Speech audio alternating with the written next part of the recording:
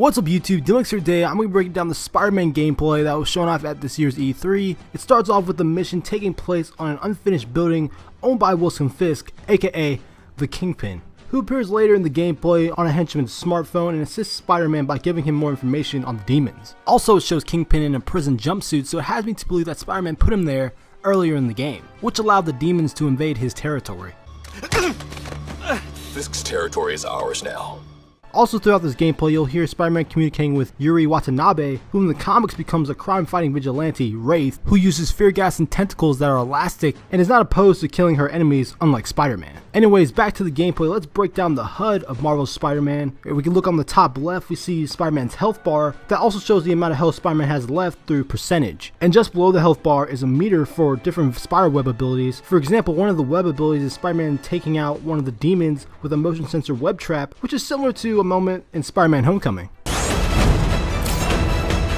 On the top right, we see a hit streak meter, which is similar to the Arkham games, and we'll be able to showcase the type of combo Spider-Man is pulling off in combat. On the bottom left, we see a minimap for New York City, and yes, Marvel's Spider-Man has been confirmed to be an open world game, just like Spider-Man 2, Ultimate Spider-Man, Web of Shadows, and the Amazing Spider-Man games. And on the bottom right, we have situation commands that give Spider-Man the option to pull off takedowns, a finisher, or even throw an enemy. Spider-Man can also interact with specific objects within the area, which make for some unique takedowns. Eliminate them.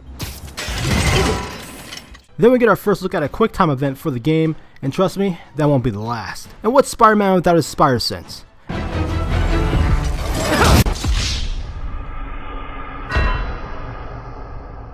And in this game, Spider Sense helps Spider-Man avoid enemy attacks and provides Spider-Man to follow up with a counter. Again, it's a similar game mechanic we've seen in the Arkham games, but that really isn't a bad thing. Then we see Spider-Man going up against a tougher demon henchman who has the ability to use negative energy. So from my understanding, there's going to be a variety of henchmen you're going to deal with within this Spider-Man game. Some are going to be tougher than others, with different abilities that will provide a certain amount of difficulty for Spider-Man, which is good because you don't want the game to be too easy, am I right?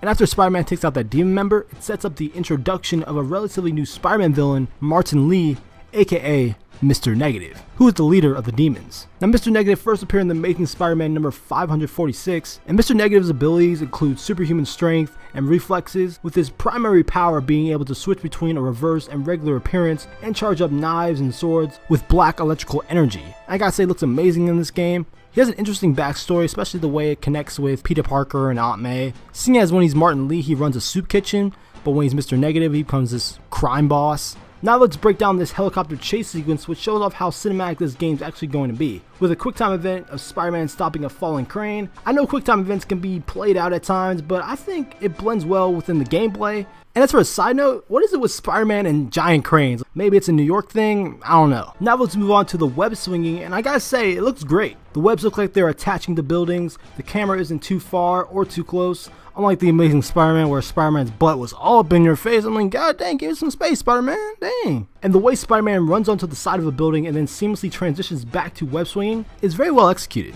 Also, I want to point out that there's a billboard that says Osborn for mayor. Now, it doesn't specifically say which Osborn, but I would guess it's Norman Osborn, seeing that he seems like the more political type.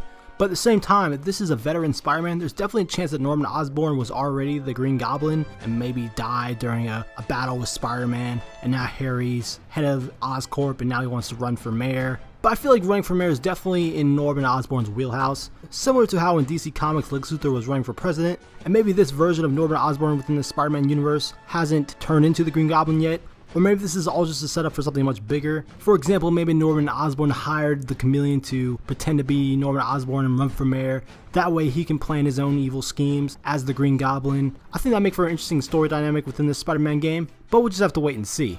Now moving on to the epic finale of the gameplay, which shows Spider-Man running through a building being blown to bits and pieces, which has Uncharted 2 written all over it. Showcases Spider-Man trying to avoid Mr. Negative's attacks. Once Spider-Man disables the helicopter, he stops the helicopter from crashing onto the streets of New York, and Spider-Man confronts Mr. Negative, who does the cliche of pretending to be dead but is actually alive. You know, suspense.